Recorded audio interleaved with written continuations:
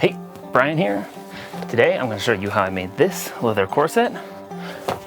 Show you all the tools that I used and some of the mistakes that I made along the way so that you can avoid those when you do your own projects. All right, let's start this. To get the pattern, Molly and I did a duct tape pattern. We just wrapped her up in saran wrap, put some duct tape on her, and then marked out all of our patterns and designs that we needed. Then we just cut her out of it so we could use that. There's a lot of really good tutorials online if you want to do that for yourself.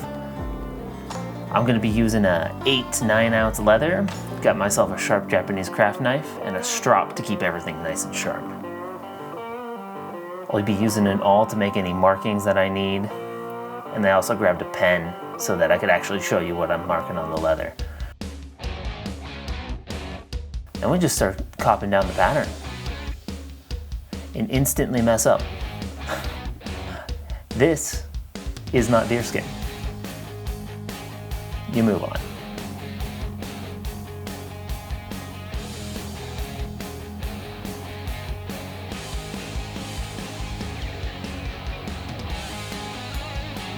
To make the piece a little bit easier to work with, you just cut it up into smaller bits and then start cutting out your individual pieces as you need them.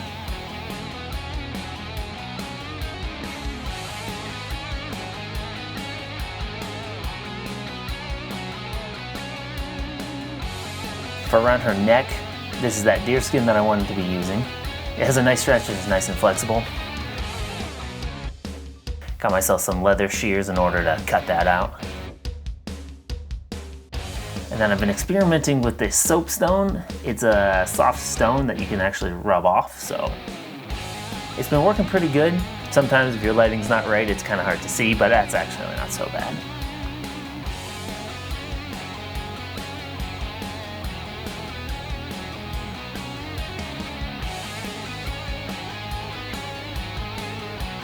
All right, now that all the leather's cut out, we're gonna start working on the edges. Just got an edge beveler, gonna take off those sides so that everything's nice and smooth, get rid of some of the ink marks.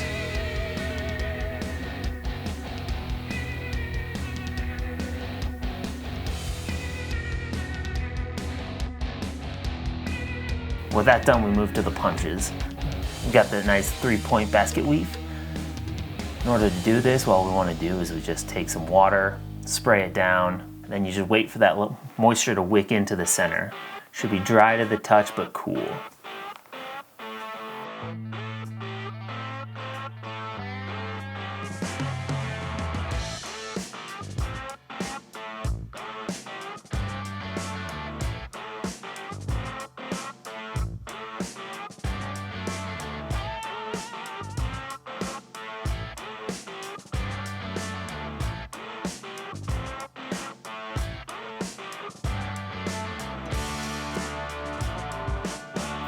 And then all you do is you sit there, copy it.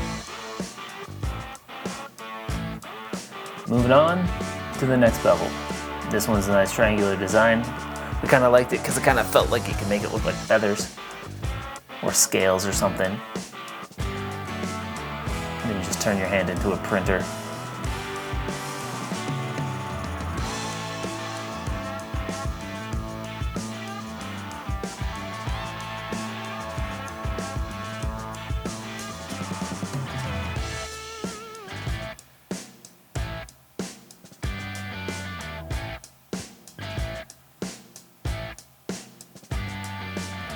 With that all done, we're ready to start marking out our next lines. Got myself a really good set of wing dividers. Honestly, pretty cheap on Amazon, so I was happy about that. Then I'm gonna take my swivel knife, normal leather working tool. And for me, I'm just gonna be cutting some simple straight lines this time. I'm trying to keep that knife nice and upright. Then I'll take my smooth beveler, hammer down the sides, and then once I'm done hammering down the sides, I'll actually run it over and smooth it out a little bit to try to make it a little bit more even.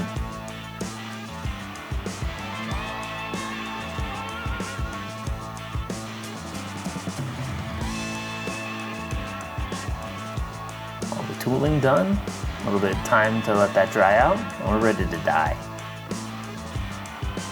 Trying to follow the pattern piece as much as I possibly can.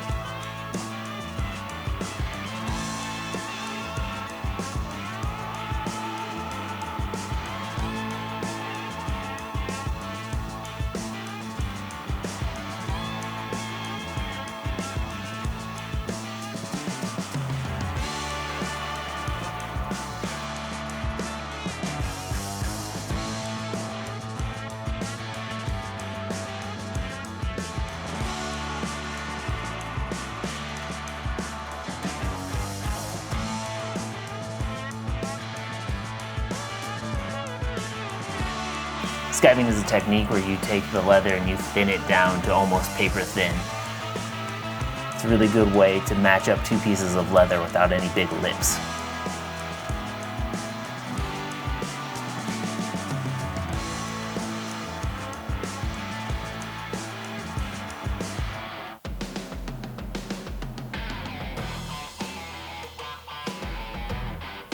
When skiving, on the other hand, sometimes things don't go as you planned. It's going so well up until that point. With a little bit of thought, I figured out I could probably just glue this back together. So, take a little bit of contact cement, put that on both ends, let them dry.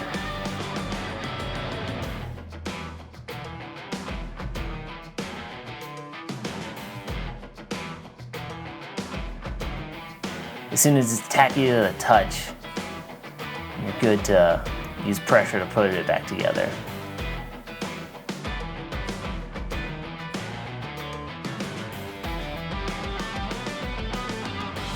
I was actually really surprised at how well that turned out. The finished piece is really hard to see, so I got lucky there. Next up, I'm gonna wet form the leather so I have something a little bit easier to work with while I'm trying to get everything prepped for sewing.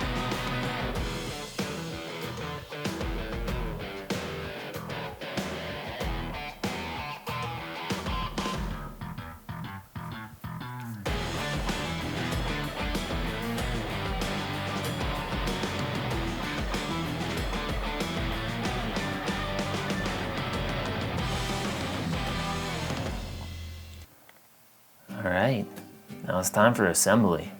I'm going to start out by gluing these pieces together. I'm using this Leathercraft cement from Phoebing's. It's a water-based contact adhesive. So you need it on both sides. And just put it together.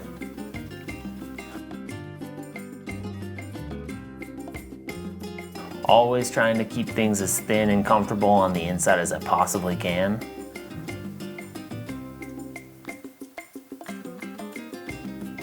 And then I ran into the bane of my existence. I could not for the life of me figure out which breast cup was supposed to go where. So I went to talk to Molly for help because I should have done that way sooner. We'll get back to that piece.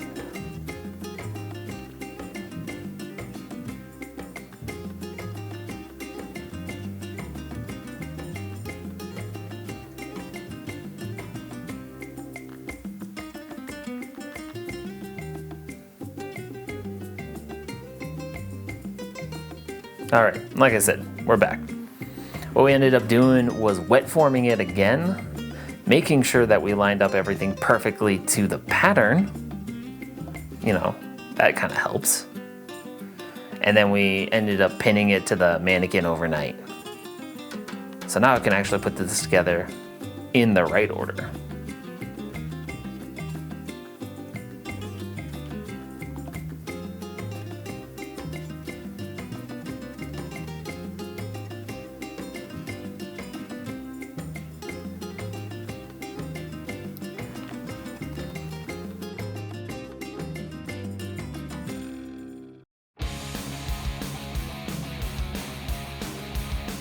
With all the leather bits glued together, I can start attaching some twill tape so that I can reinforce my seams for stitching and keep everything in the right form and shape.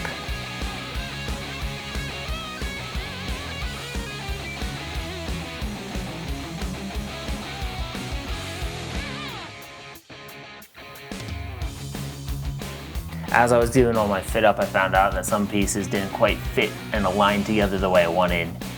So I shaved those down, cleaned it up, and then you clean up the edges and do some dye work on that.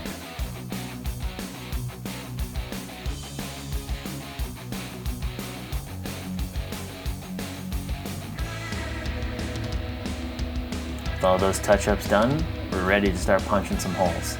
I got this little anvil, and I put a little bit of leather on there, some thick 13-ounce sole bend, so that I could actually punch with my 2-hole punch, and I'll also be using the 1-hole punch a little bit later.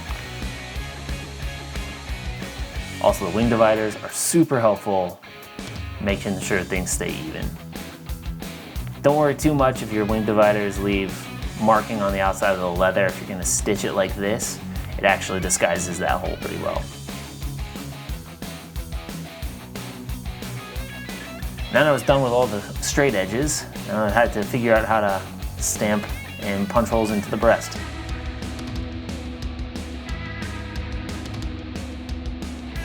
So I'm making the most official tool I think I have ever made.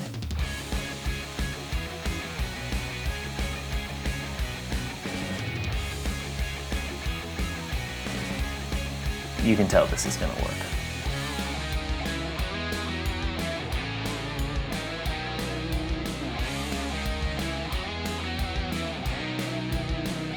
Molly said, "Hey, why don't you just use the vise?" She was right, like she always is. I should ask her for help more often.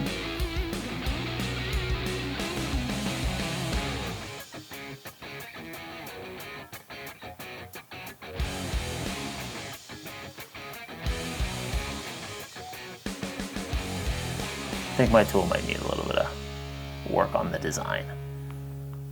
But hey, it works. Now with that, I can actually start punching the holes on my outside edge. Problem here was the outside is a bigger distance than the inside, so you'd actually get more holes if you do it evenly. So I had to go and individually mark out one by one each hole so that it had the correct number, and to try to make it look and spaced out even.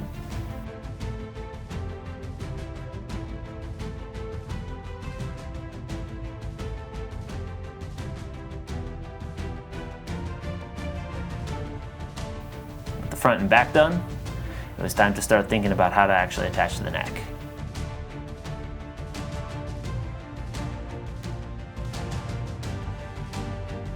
To stitch to the neck, I actually found a tutorial on Coffepowered Cosplay's Instagram, and it was a really neat looped corset stitch that she had on her highlights. I'll leave a link to that in the description below so you can check it out if you would like to. The only modification I made is I made the stitch just a little bit denser than what she had. But I thought it ended up pretty cool.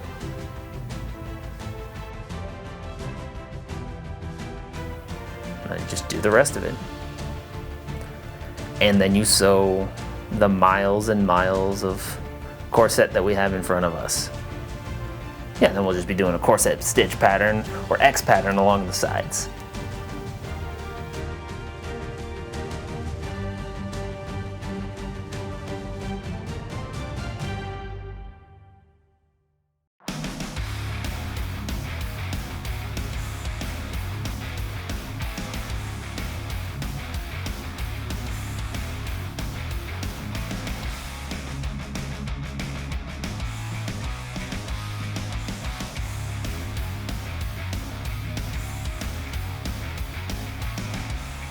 And then to finish that up, you just tie a knot off.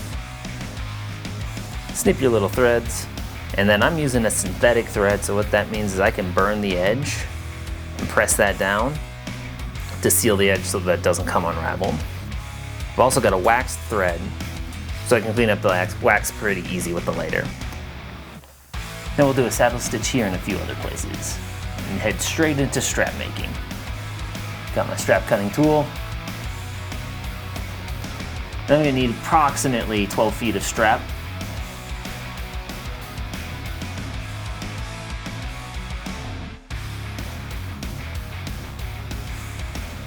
With those done and cut out, I can start doing the edge work on these. Keeping your edges clean is super important for a nice finished look.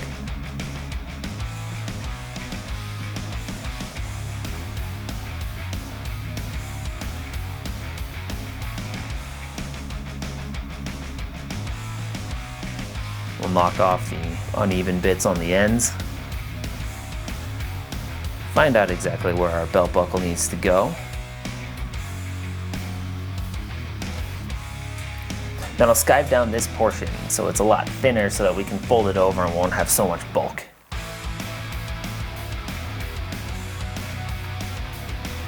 I also found out a technique to use a piece of broken glass in order to thin down and level out bits of leather. I still have a lot of work to practice and make it so I can break that glass evenly. So it gives me a nice cutting edge.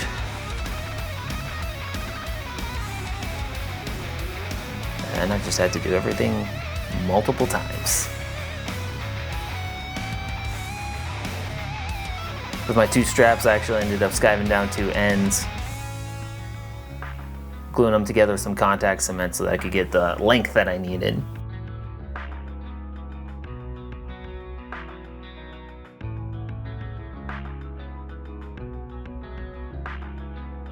While that glue was setting up, I could actually cut out and punch the slot for my belt buckle. If you're like me and you don't have a nice slot punch, you can actually punch 2 holes and cut them out with a knife. Works pretty well. Not quite as clean, but it gets the job done. And then I just wet formed it around that belt buckle. The next day, Molly and I actually measured out how long the belt should be. So I need to move the belt buckle about 12 inches back.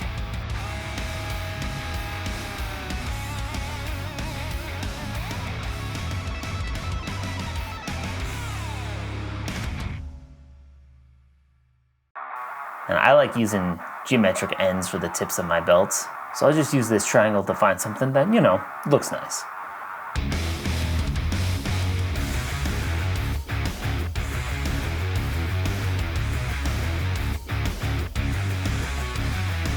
The longest belt dip dye I think I've ever done. Now we're ready to start attaching that neck. So it's that whole process of glue, punch, and sew.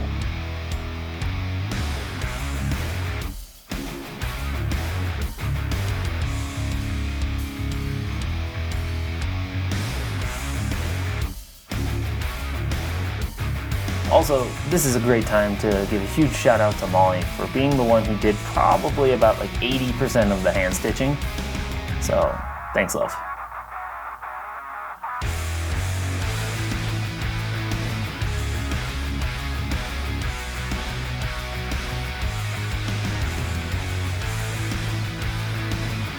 With hand stitching done, it was time to actually punch out the holes so that we could lace up the sides and back.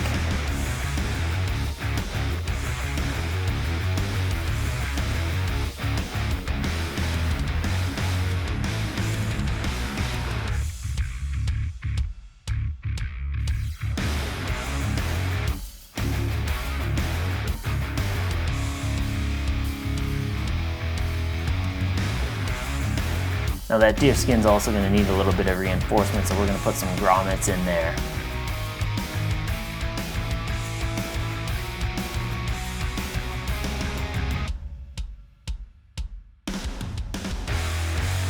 Now my favorite part, antiquing.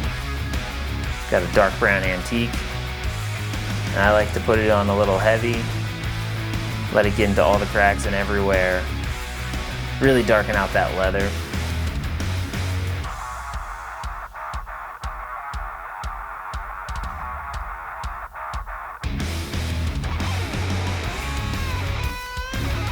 And once I'm done with that, I'll get some leather balm, which is just a wax protector and conditioner, and use that to simultaneously condition and clean off that antique. Gives a nice finish once you buff it up with a dry rag and shines.